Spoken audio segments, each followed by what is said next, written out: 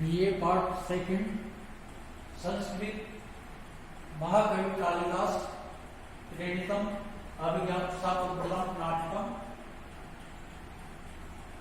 गाहंता महिषा निपान सलीलम श्रृंगे मुहु ताड़ितम छाया बंधु कदम्बकम मृगकुलम रोमांचम अभ्यस्तु विश्रब्धम क्रियतम वर पतिभि मुस्तासति पन्नवे विश्राम लभता इदम शीतलजा बंध बंध अस्मद्दम। प्रस्तुत श्लोक महाकवि कालिदास विरचित अभिज्ञान शाकुंतलम नाटक के द्वितीय अंक से उद्धृत है।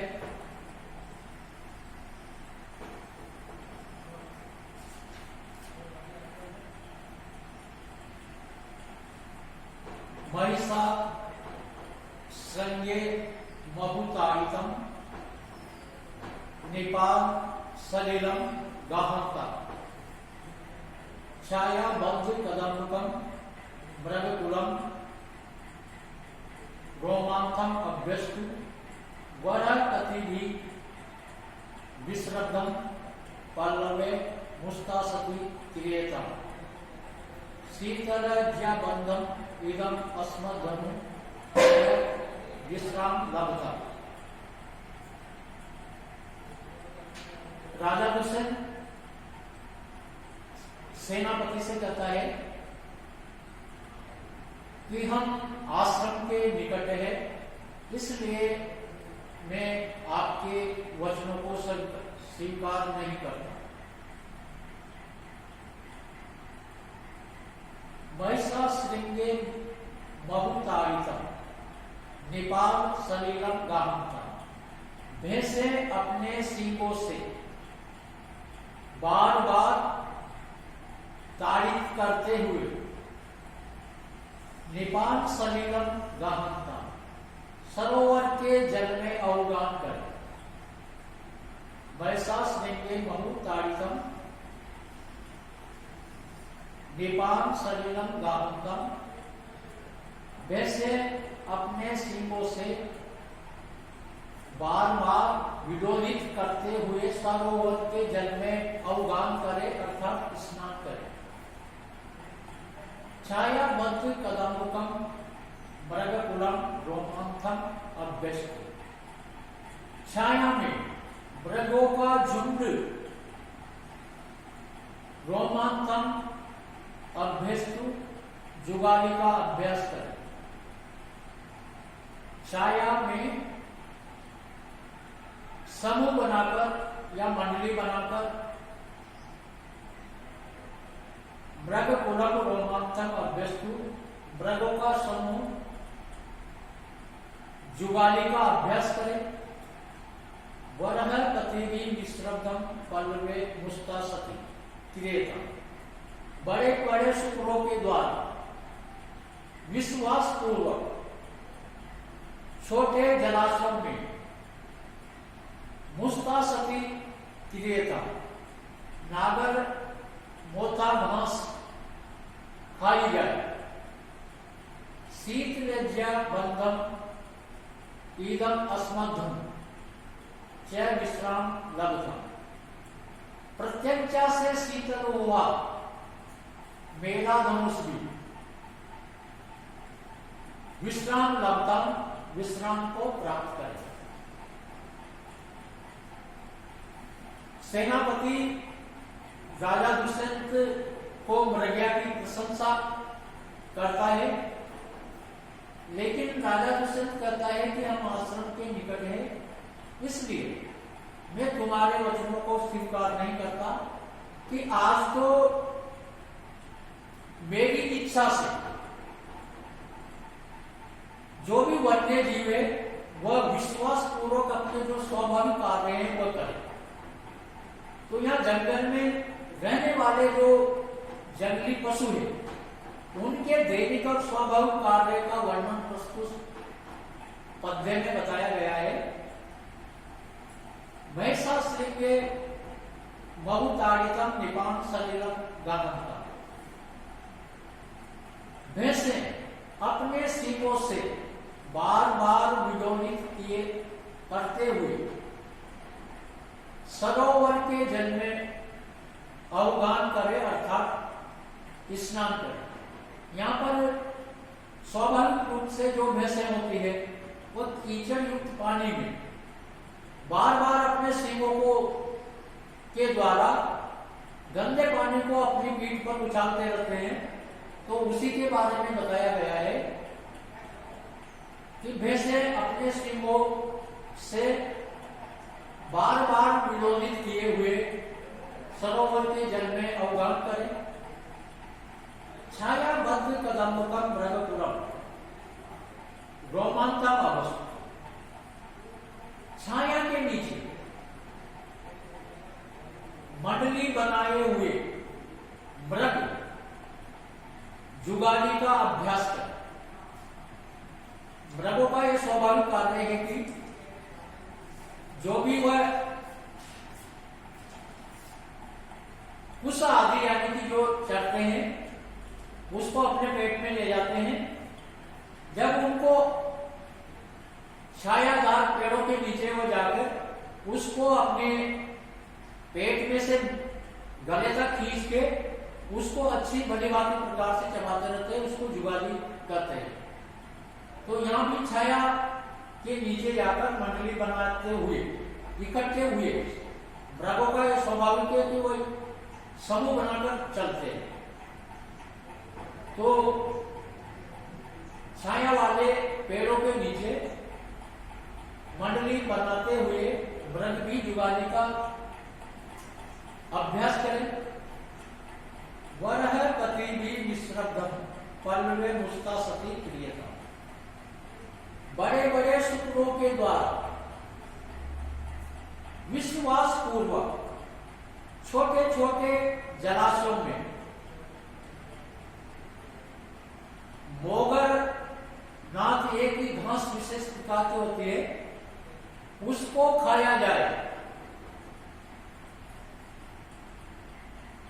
जो जंगली सुअर होते हैं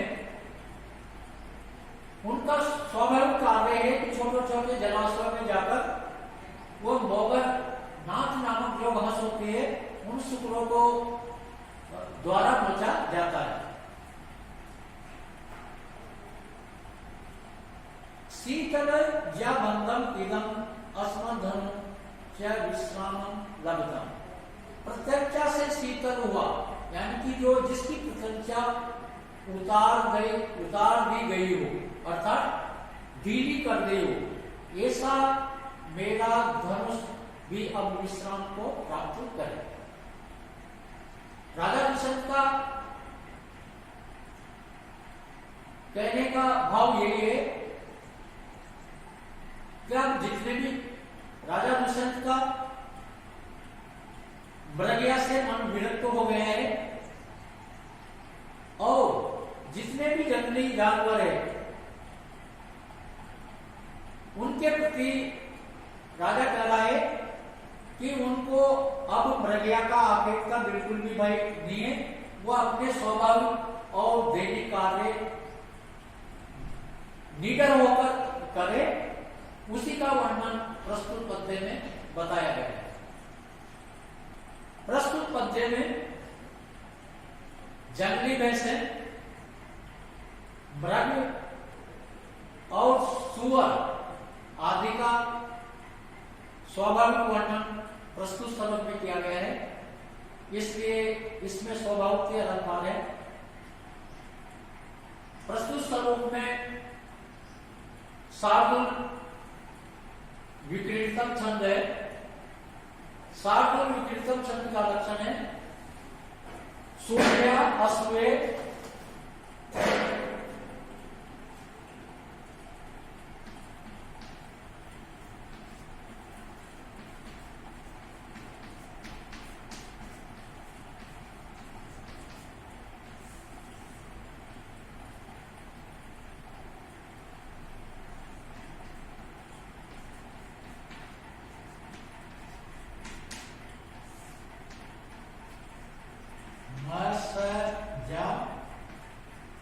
स तथा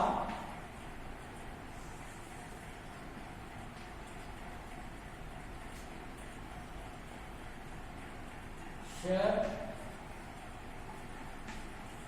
गुरुवर साधु विक्रीडितम्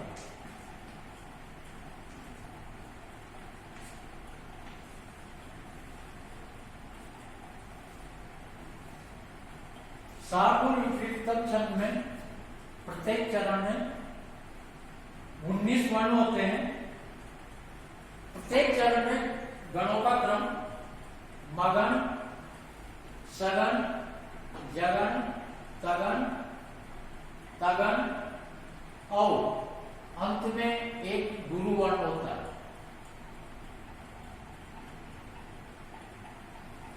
साधु विपरीतम छंद में 12 और 7 पद यति होती है।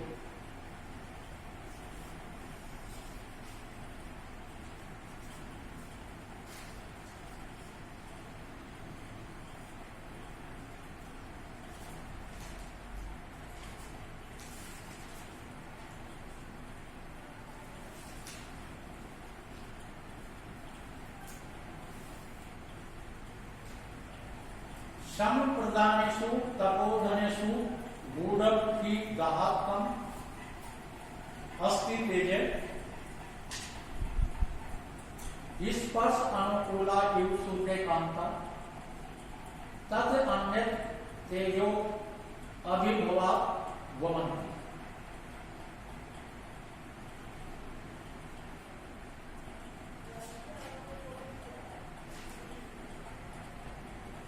सम प्रदानेषु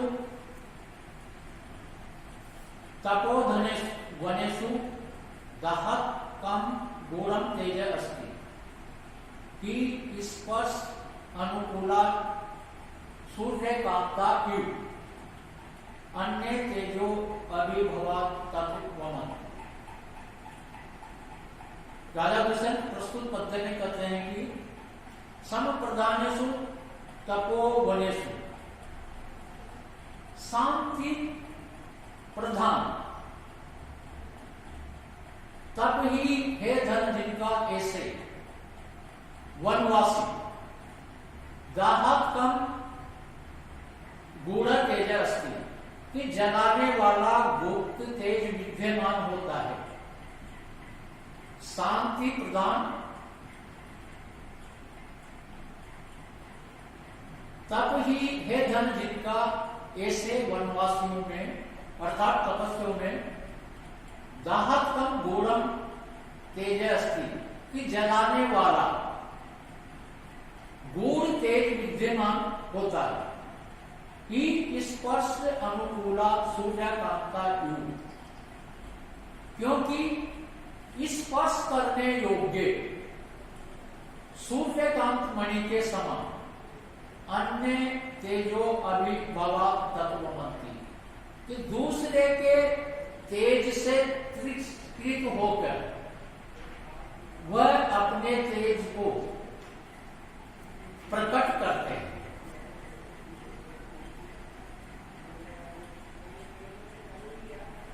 राजा दुष्यंत सेनापति से मृगया के लिए मना करता है और सेनापति कहते हैं कि जैसा महाराज को अच्छा लगे। राजा दुष्यंत सेनापति से कहता है कि वन को घेरने वाले मेरे सैनिक को वन को घेरने वाले मेरे सैनिकों को इस प्रकार रोक दिया जाना चाहिए जिससे कि तपोवन में किसी को भी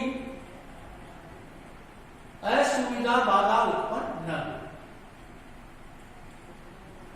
राजा दुष्यंत कहता है कि संप्रदानेषु तपोवनेषु दाहकम गूढ़म तेज अस्ति कि शांति प्रिय शांति प्रधान तब ही है धन जिनका ऐसे अर्थात तपस्वी वनवासियों में जलाने वाला गुप्त तेज विद्यमान होता है, क्योंकि स्पर्श अनुकूला सूर्य कांतायु की स्पर्श करने योग्य सूर्यकांत मणि के समान अन्य तेजो अभिभवा तद्वमन्ति, कि दूसरे के तेज से अभिभूत होकर वह अपने तेज को प्रकट करते हैं। प्रस्तुत स्थलों का तात्पर्य यह है कि वैसे तो ये तपस्वी वनवासी बिल्कुल शांत चित्त वाले होते हैं, लेकिन मान लो इनकी शांति में यज्ञादि क्रिया में यदि कोई बाधा उत्पन्न होती है, तो जिस प्रकार से सूर्यकांत मणि को आसानी से स्पर्श किया जा सकता है, लेकिन वही सूर्यकांत मणि को यदि सूर्य की किरणें के संपर्क में आती है तो उस सूर्यकांत मणि में मणि आग उगलने लगती है। उसी प्रकार से यह तपस्वी भी है कि वैसे तो वनवासी तपस्वी बिल्कुल शांत प्रवृत्ति के चित्त वाले होते हैं, लेकिन एक निश्चित सीमा का यदि उल्लंघन होता है तो ये तपस्वी अपने जो अंदर तपोबल होता है, तो तपोबल के द्वारा साप के द्वारा सूर्यकांत मणि के जो दिखाई नहीं देता, तो उससे क्रोधित होकर वह साप दे सकते हैं। इसी के लिए राजा दुष्यंत कह रहे हैं, प्रस्तुत सरोवर में उपजाति